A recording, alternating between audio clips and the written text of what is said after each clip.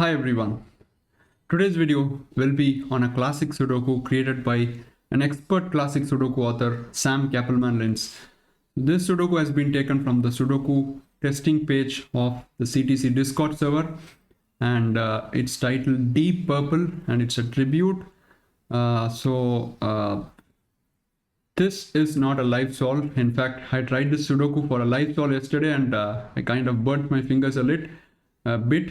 I got stuck and I could not find the logic.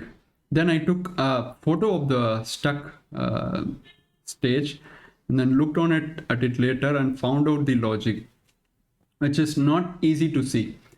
So I hope to take you through the intended solve path today. The link to solve this is in the description of the video. Please do give it a try, come back and watch the video. So with that, we'll start this classic Sudoku by Sam Cappleman-Lynes. Right. So classic rules apply. Each row, each column and 3x3 box in the grid has digits 1 to 9 without any repetitions. And about the author is from the UK, a wonderful solver and a creator. And he is also one of the authors who authored the famed Sudoku Gospel PDF. A lot of classic Sudokus in that with really unorthodox and new logic. The other authors, I think, are Shai, Jovial, Philip, and many others.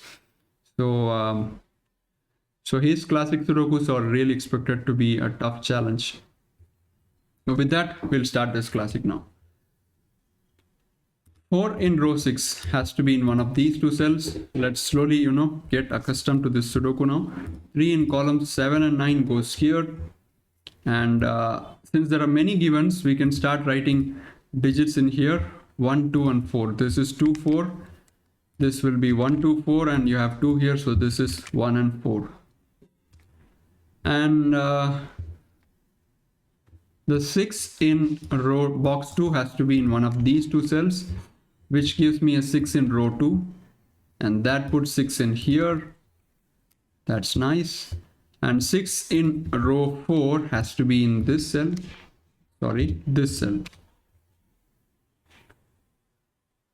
And let's maybe look at 8. 8 in row 4 has only one option. It cannot be here and it cannot be in columns 5 and 6. So 8 goes here. 8 in row 3 has to be here. 8 in row 8 has to be here. And 2 in columns 7 and 9 gives me a 2 here. So this will more or less be the path every solver would have taken, easing their way into the Sudoku. These are just standard deductions, nothing fancy in them. Now let's slowly start writing candidates and building towards the intended logic of the Sudoku. So look at row 2.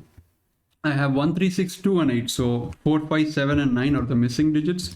This is 4, 9 and there is a 4 here, so these two would be 5, 7, 9, and 5 is looking at this cell. This is a 7 or a 9.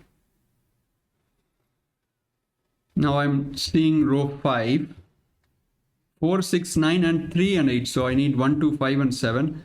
1 and 5 is here, so this is 2, 7. This is a 1, 2 and 5. This would be 1, 5, 7 and 1, 2 and 7. And now more classic stuff. 3 in row 6 has to be here. 3 in box 6 you can say has to be in one of these two cells. Box 5, I said box 6. 9 in columns 4 and 6, so gives me a 9 here. And 1 cannot be here, so 1 would be in these two cells. 4 cannot be here, so 4 goes here, which means this will be a 2 or a 9 for the box. This will be 1, 2 and 9.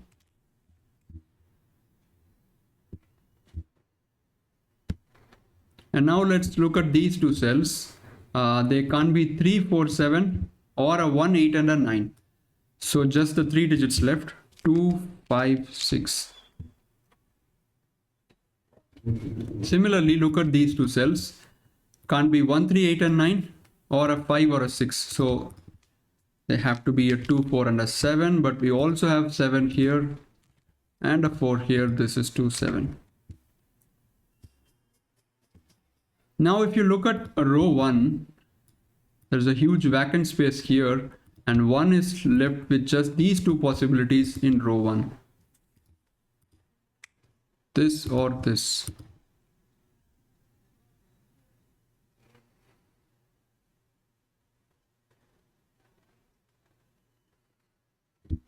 Okay, so not much is going on here. We could, put some pencil marks, but that's not going to take us anywhere.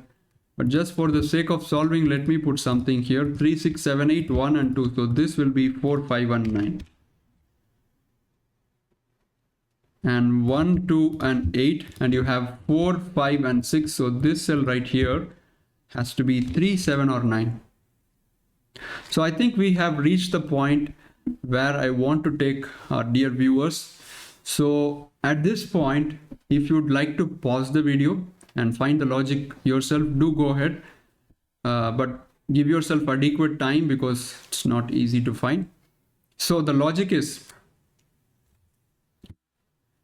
but before going to that, so when I was solving, I was looking at these bi-value candidates, because usually in tough Sudokus, bi-value candidates really give a lot of information, or at least they will track us towards the right direction, and that will help us solve the Sudoku.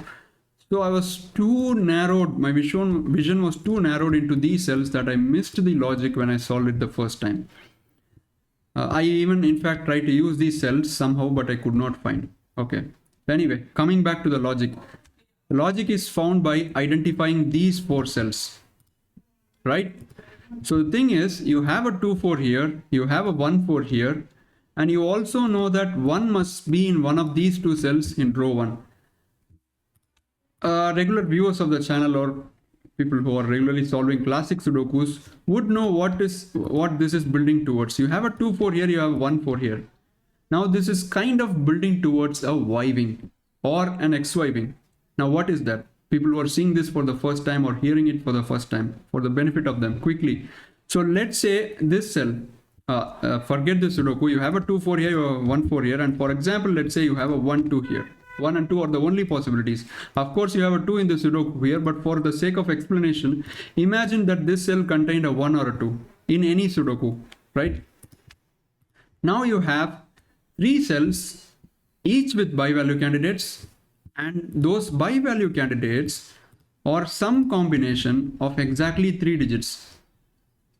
1, 2 and 4. In fact, one has 2 and 4, and the other cell has 1 and 4, and the other cell has 1 and 2. So when you identify such pattern in a Sudoku, that's a really powerful pattern, and you call these the wing cells. They don't see each other, and the middle cell, which sees the other cells, is called a hinge cell. So this pattern, for this pattern to be true, there must be 3 cells which have bi-value candidates, and which are some combination of 3 candidates exactly, and there are 2 wing cells and 1 hinge cell. So when you identify this pattern, this digit which is common between the wing cells cannot be in the cell which is seeing the wing cells.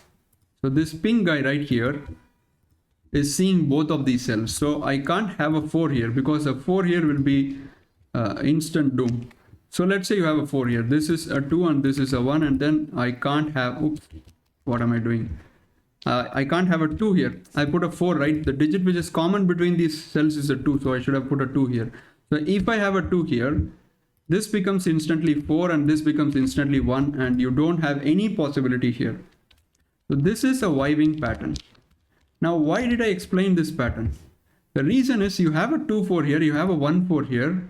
You also know that 1 must be in one of these 2 cells. Let's say 1 is here, 2, 4 here, 1, 4 here, and now the 1 needs to go either with the 1 needs to go with the 2, so we would have a Y wing pattern, and if the 1 is here, if it goes with the 2, we will have a Y wing pattern. So it's kind of building towards that, so that should give you the idea. So this is not entirely a Y wing, but that kind of gives you the idea. If I have now a 4 in this cell, so instantly this cell is forced as a 1 in row 1. Let's highlight these guys. These are the most crucial cells in the Sudoku. Now look what happens. This is forced as a 4, In fact, I should have started with something else, right? I should have started with a 2 here. Can this cell be a 2? If this cell is a 2, right, then a 1 gets forced here. You know that in row 1, 1 must be in one of these cells. So, and now, look what happens in the last row. This will be a 4. And look at this cell, 4 cell. It's seen by both 2 and 4, and it can't be 2 or a 4. It can't be 2 or a 4. Right? So, can you see exactly what we did here? We kind of forced a wiving in here. Right? We kind of forced a wiving in here. If we put a 2 here, and that forced a 1 in this cell, which means this cell right here is seen by exactly 2 and 4. So, you may ask me, how on earth are we supposed to ask the question that whether 2 goes here? It's very difficult to answer that question. The idea should stem from these cells probably. 1 is in one of these cells and you combine some digits in some way. There is no real hard and fast explanation. Or if you are regularly solving classic Sudokus and you have solved a lot of Sudokus from the Sudoku gospel, then you must easily get this idea. I haven't solved much Sudokus from that. So, and that kind of maybe derailed me a bit. But anyway, it's a wonderful logic. And I really enjoyed finding this. And I couldn't find it when I was solving it. It was only when I looked at it from an image. My vision was not too narrowed. I was looking globally how the Sudoku can work. It really helped me. So the thing is, 2 cannot be here. And that's a very, very tiny elimination to make. What is that going to do? And that is going to do exactly this. So in box 1 now, 2 must be in these cells. That eliminates 2 from here. So this becomes a 5-6 pair. Just this one teeny elimination here gives me a pair here. Now look how the Sudoku proceeds. It's going to be really interesting. So 5, 5, 5 in row 2 goes here. This is not a 5 anymore. And now look, in this row, there is a triplet. It's clicking. The Sudoku is, kind of clicking. 5 goes here. 5 in columns 7, 8. How did I put a 1 and 2 here? Oh, that was for the explanation. I forgot to erase. So now in column 9, so 5 goes here. 5 in row 4 goes here. 5 in column 1 goes here, which locks these 2 digits. This will be 5 and 6. That eliminates 5 from here. So I have a beautiful pair in column 2 now, which means the other 2 cells are 1 and 2. Right? 3, 5, 6, 7, 8, 4 and 9. And now 1 is here. So that means this is a 2. This is a 1. The 2 here gives a 4, a 9. This will be a 4 now, which is excellent. Now the only digit left is a 7. Right? And that 4 gives me a 1 here, which finishes off this row. And now we know that 1 in row 1 must be in one of these 2 cells, and because of this 1 goes here. And let's finish off this box now, tidy things up. Too many stray pencil marks. 2, 9, 2, 9, 3, 5, 6, 2, 7, 9 and 4. So 1 goes here in row 3. That puts 8 here. This will be a 7 or a 9. And this will be 7 or a 9 for row 2. 7 here gives me a 2 here, which gives 9, which gives 2. And 4 is pushed here. This is 4. So let me put a 7, 9 here. That's excellent.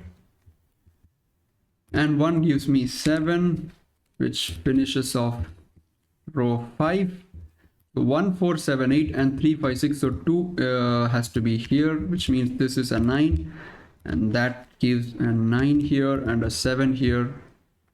So let's finish off column 7. This will be an 8.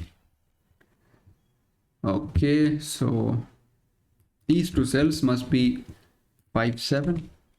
7 is here, so that is a 7, which means this is a 5. And that 7 gives me 9 here, which gives a 7 here, which gives a 9 here. Now let's do these 2 cells. 4 and 7 are the missing digits. So you have a 7 here, which means this is 4, this is 7. I need a 3, 9 here, so I have a 9. So this is 3, this is 9. Let's put some digits here. 1, 2 and 3. Can't have 1, I can't have 3. Let's look at this row. 4, 5, 6 and 4 now has only one cell left. This is 4, this will be 5 or a 6, and putting the 2 here, this will be 7, this will be a 4, 2 gives a 1, this is 2, this is 3, and 1 goes here, 5 gives a 6 here, a 5 here, 6 here, 5 here, 6 here, and this will be 3 or 5, so 5 goes here and 3 goes here. And with that, I've completed this wonderful classic Sudoku by Sam Cappleman-Lynes. So the thing I would ask you guys is, if you solve the Sudoku logically without guessing, do let me know what was your chain of thought. How did you hit upon the deduction that I showed you? I have no doubt that the corner cells in the grid are the ones which are really going to take the Sudoku forward. There's no doubt. There's no continuation anywhere else. You have to click on the fact that 2 cannot be in row 1, column 1. So let me know what was your chain of thought that helped you solve the Sudoku. Please do leave a comment and do remember to like the video and subscribe to the channel. We'll see you soon. Bye bye.